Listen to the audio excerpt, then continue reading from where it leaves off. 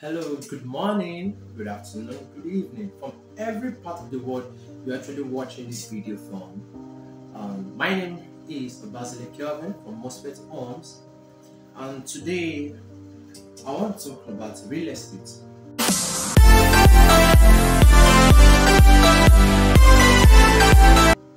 On the aspect of documentation. See, a lot of persons have actually fallen into the hands of purchasing property that belongs to the government, and which property are called committed properties. And this is what I want to talk about today, about how to avoid properties that belongs to the government, the necessary things you need to do before purchasing a land. Now, before I move into it, I want to just give us a little stories. It's not only a story, but a real life experience that just happened 2 days ago. Myself and some colleagues were with an agent. If one of my downlines in this business is a colleague of mine, called and said they needed some property. The client wanted a distressed sales property, and I got some. Like, wow, agent, I don't really like working with agents. So we finally got one at Jonite Axis. It was a distress sales. Since the client said we prefer the distress sales, so we brought it. So the client actually chose the one in Jonite Axis, as a LBS area in Shangotedo, that Jonite Hotel area. It was in the Jonite Street. So while the deliberation was going on, I and my colleague were speaking from the buyer side, while the agents were speaking from the seller angle. And during the deliberation, I had to tell them, okay, fine, let's go do a search of this property. It was a house, actually, not a landed property, it was actually a house. And if you recall, for you, many of you who know Jonite area, Jonite Hotel as is Shangotedo, you know that this area is actually a developed estate. So we went in. The client sent a representative, they came to check the property, and the client was so interested and was ready to make payment. I took the documentation, I forwarded it to my surveyor who works in Alausa, the land office in Alausa. We went on to check the property, and after checking the property, we discovered something. We discovered that that property was on a committed land. What do I mean? Committed land. You see this picture, you see the screenshots. That was our WhatsApp conversation where he said, replied me back, said, bro, don't go near this property. It is committed on a committed land. Don't let the clients to flee, not to buy it. So this is what brought me into giving us knowledge you need to know. Now come to look at it. If you go towards that joint, you will see a lot of houses. People are living there. A lot of houses in that area. And this is what I was actually saying. I was telling them, the client was interested. I said, oh, relax. We need to do our due diligence. A lot of persons buy property without doing due diligence, and this is the wrong things you will do. Now, if you have actually purchased property from Omonile and you don't have documents, well, I have a good news and a bad news. The bad news first is that you fall into the hands of the wrong person because you have been scammed and you have been played. And that's just the truth about it. You have been scammed over the land, and which is not, and because they are not the owner of the actual property, and they've wingled with your money, and there's nothing you can do about it. But the good news is that the Lagos State government have decided not to demolish such houses or revoke those land that have been encroached on some factors that will need to be considered. Now, take note about it. Properties that are being acquired, like there are so many locations where which if you have actually purchased properties that you don't have document. Now, how does this thing happen? Every property that is under government acquisition, you don't have document. Now, I'll tell you something about the storyline. How this my storyline went. Do you know that this property that we bought has a registered survey? because you can check my chat, you see the survey on the screenshot. For security purpose, I will not reveal the track number. It has a registered survey, and it was surveyed by a surveyor. And you can see on the chart, from the Surveyor General, warning from the Surveyor General, don't encroach into that land. It will be a waste of money. The government will later come back and destroy the money because it's committed land. And the funny thing that made us funny was that the agents were telling us that this property they are already processing the consent. So I asked them, send us their file number. Since you're already processing the consent, that simply means you should have a document, not just a registered survey. Maybe you'll have a gazette, something like that. I'll use the first document which you can use. So it was a committed land. That one now brought me to what is the committed land. You see, buyers, before you buy property, please either bring a company or money. Be careful to do your due diligence. There are a lot of companies. Mostly, there are some locations which we don't need to joke with. You see, those who prefer to buy property on the island, area like Aja, Shongo, Tedo, Aziz, when you are hearing property are freehold, please do a thorough search on it. They will tell you, yes, they may have registered survey on it. There are ways they can maneuver it. Maneuver it and bring out generate a registered survey.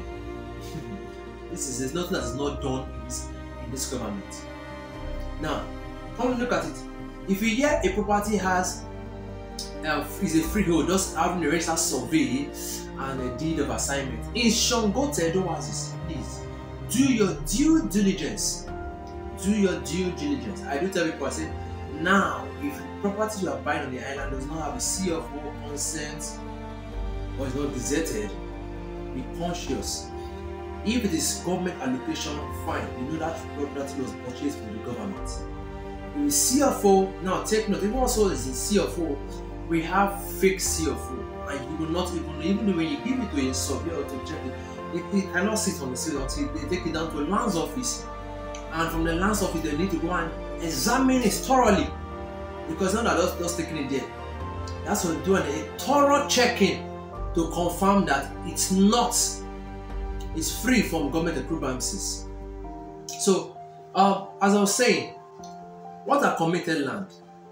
For us to know as a client, for you to know what is the difference between committed. A committed land is actually a property that belongs to the government, and which the government have already prepare plan to use it for a particular purpose, either for cemetery, for school, for railways, for government offices, for different activities. It has been secluded, so you do not have any rights. Simply means that since they plan for this, it may take years. It may take years. Don't bother about it. The government will surely come back to design what they want to do on it. So on a committed land, it is wrong for you to go in to build on a committed land. Avoid building on a committed land, because no matter what structure you build, later on the government will come and demolish it. Because any land that is committed, you cannot get the documents for it. It cannot. Any document you already have is a scam, it's fake. It's fake. I mean, it's fake. Listen to me very well. Ask anybody, tell them that it is fake. So, what naturally the government usually do is, I mean something. There's a way you can actually get a document. Maybe there's some place which was not yet developed, and you only have sold to the masses, and the government come to look at it. For example, I grew up in a where my father has an apartment, and the location, we don't have documents for it. Yes. Do you know that, funny enough, it was under agriculture? Then the families began to sell their own land. They sold all the old properties. And even when the government came during the Fashola era, we were seeing helicopter coming, they will come down, survey. So there was on the court and realized that the population was so much, When the government wanted to embark on their federal housing projects, the houses that was there on those committed land, they demolished them because there's nothing that could be done. It had been planned for government houses. So they demolished it and built those government houses there. Now they came down to this area. Now this kind of scenario where I said we don't have a parent area in Ikorodu, they don't have documents over there. Nobody has a registered survey, but everybody has provisional survey.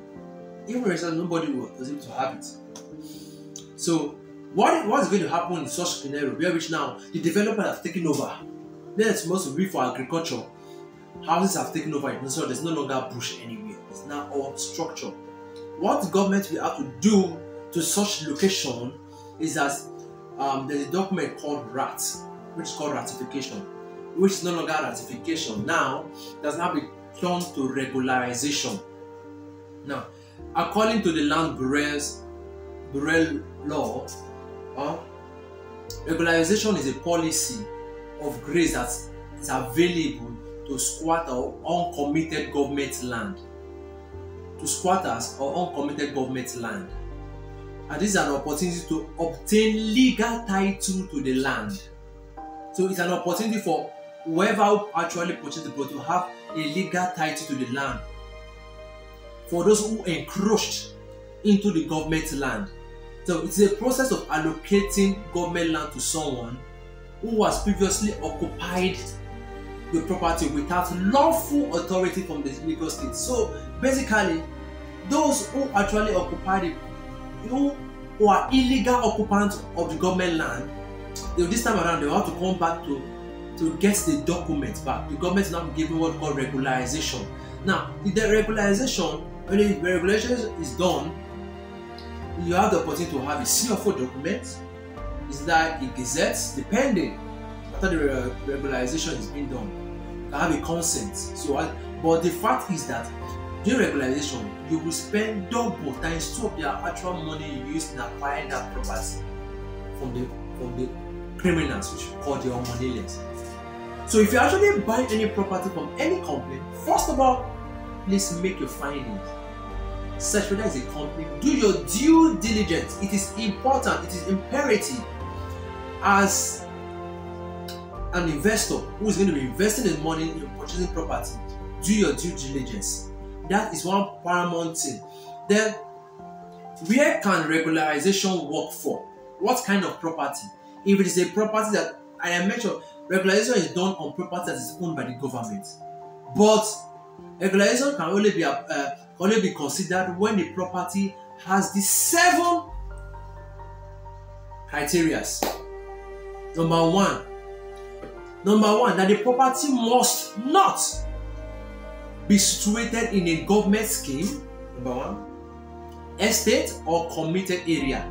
That is when they can actually give you, that is when regularization can work. Number 1, it must not be under a place where the government have proposed for a house to build, or where government have a project for drainage, hospital, park, and everything. It must not, no matter what, if it's that location, no matter what you want to pay, it will be demolished when the government wants to come. 2, the property must be situated within an area that conforms to urban and regional planning, regularization standard of the states. Number 3, the appropriate setback of the land must be observed. So there must be a setback. Now naturally, you must give 15 meters away to the express. 15 meters from the road down will be separated. So if you build on the space of the setback, it will be demolished.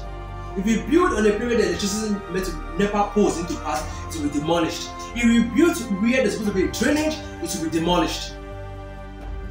Number 4, the appropriate distance from the drainage, canal, NNPC pipeline, gas pipeline, NEPA transformer, high tension wires, water pipeline, and other restricted laid down by the physical planning and town planning. There must be this setback in all these parastatals, in all these features that we use. Then the land must not fall on road alignment. As I mentioned, there has to be a setback. Number 6, the land must not fall within a committed government area. I have mentioned that. Then number 7, the land must fall within a permitted regularization areas. That is 7 vital points you need to consider if you've gone to purchase a property that's owned by government. Now, if all these 7 rules are followed, adhered to, regularization can be done on those properties. Then you can have your consent, your CFO on your land. So please and please, to every Nigerian, every investor, before acquiring property, do your due diligence, whether it be a company or whether it be land grabbers. It's expedient. There are a lot of real estate companies that are selling property that they don't have it up documented. Take note of something. I was talking to a close friend who works in Alausa, the surveyor, and I was telling him, he said, there are a lot of property on that island, the Bejuleki, that are under committed. They are bringing it down. They're under committed and people have purchased it. See, when there's nothing, even the surveyor, there's nothing we do. When the government is time for the government to come, they will demolish them. Please, there are some properties in Shongotedo also, as I know, that they are writing register survey and deed of assignment. Do your due diligence. I've not done my due diligence on those property. I don't sell that property. Shongotedo is an high-rising area, and we have more of the locations that are committed land. Are you getting me? That are committed land. So do your due diligence. Thank you later. Any more questions you want to ask, see number on the screen, give us a call or comment down. We are available to provide you real estate investment deal. My duty is to ensure that your investment never goes sour. Interested to give me a call. My name is Kelvin Obazele. Thank you.